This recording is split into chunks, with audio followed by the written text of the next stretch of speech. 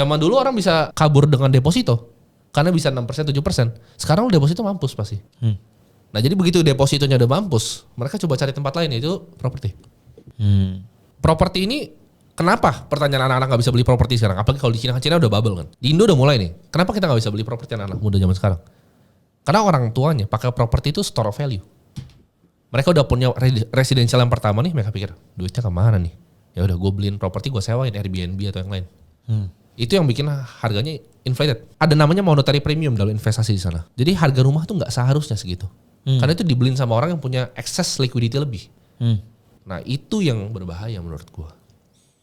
Ketika aset-aset itu menggelembung seperti itu, nah ini premium ini akan cari tempat lain. Dan yang tahu edukasi seperti ini berapa banyak di dunia. Karena ini gue bilang dari dulu, sekolah tuh selalu didoktrin dengan economic Keynesian namanya. Ya, school of thought-nya tuh Keynesian dan semua yang lain ditentang, dianggap orang gila. Kayak Austrian economics itu gak pernah di-consider. Keynesian itu selalu ngajarin, pemerintah tuh punya bagian sentral dalam ini semua. Penting pemerintah. Inflasi itu adalah hal yang bagus. Itu doktrin dari dulu. Tapi sejak kapan? Gini, inflasi kalau 2% sure orang gak akan sadar. Lu punya ini celengan ya. Lu punya celengan uang, isinya banyak tuh.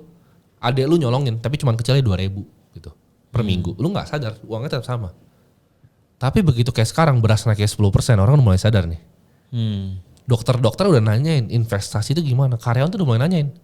Karena mereka bingung gaji gue UMR. Gak naik-naik, tapi kok berasnya naik. Nah ini udah jadi pertanyaan nih. Karena kebohongannya mulai terungkap. Karena kalau di inflasi 2%, beras naik 2%, gak sadar orang. Tapi kalau BBM, beras, sekolah anaknya, itu naik barengan semua 10% per tahun. UMR-nya stay, itu jadi big problem.